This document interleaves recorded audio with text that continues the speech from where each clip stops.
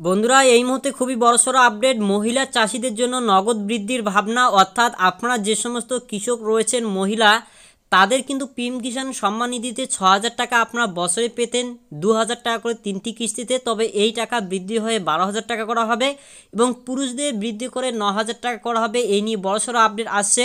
বিস্তারিত ভিডিওতে জানাচ্ছি, আশা করছি প্রথম থেকে শেষ পর্যন্ত দেখলেই কিন্তু আপনারা বুঝতে পারবেন। তো এই সমস্ত আপডেটে হেডলাইনেই কিন্তু আপনারা দেখতে পাচ্ছেন যে মহিলা চাষির জন্য নগদ বৃদ্ধির ভাবনা ইতিমধ্যে কিন্তু এখানে স্পষ্ট বলা হলো। দেখুন, এখানে বলা হয়েছে দরজায় কড়া নাড়ছে লোকসভা ভোট, তার আগে মহিলা কৃষকদের নগদ অনুদান বাড়িয়ে 12,000 টাকা করা হতে পারে বলে সূত্রের খবর। প্রধানমন্ত্রী কিষাণ সম্মান নিধি প্রকল্পে এখন মোদী সরকার দেশের সব কৃষককেই বছরে 6,000 টাকা দেয়।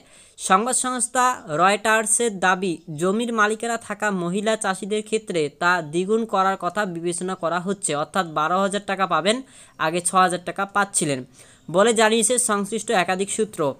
বিরোধী শিবিরের কটাক্ষ, চড়া মূল্যবৃদ্ধি এবং বেকারত্বের ক্ষতে মলম লাগিয়ে মহিলাদের ভোট টানতে চেষ্টার কসুর করছে না কেন্দ্র।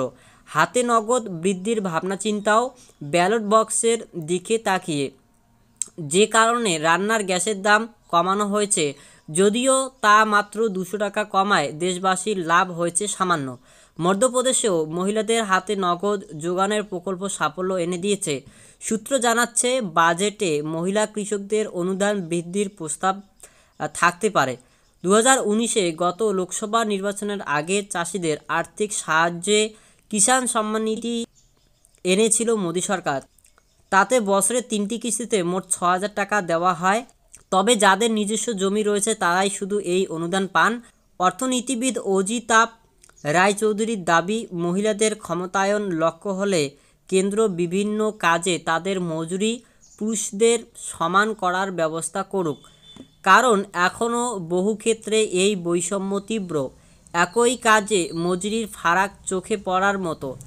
মহিলাদের আরও বেশি করে নিয়োগের বন্দোবস্ত করা যেতে পারে। তাতে দীর্ঘকালীন ভিত্তিতে সমস্ত মহিলা কর্মী উপকৃত হবেন।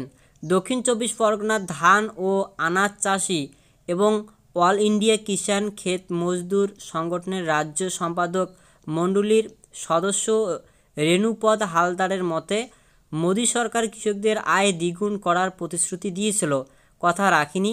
এখন মহিলা কৃষকদের অনুদান বাড়াতে চাইছে। এটা লোক দেখানো চটক ছাড়া আর কিছু নয়। কারণ এতে প্রকৃত আয় বাড়বে না। তার উপর জমির মালিকানা থাকা মহিলা কৃষকের সংখ্যা এদেশে খুবই কম। তার দাবি, বরং সরকারি দামে সকলে যাতে সার, বীজ, কীটনাশক পান সেটা নিশ্চিত করুক কেন্দ্র। তো এই মুহূর্তে আপনারা স্পষ্ট দেখতে পেলেন, এদিকে ইঙ্গিত বলা হয়েছে মহিলারা খুশি হবেন, অথচ মহিলা চাষিদের সামান্য অংশ জমির মালিকানা হওয়ায় সরকারের খরচ হবে কম।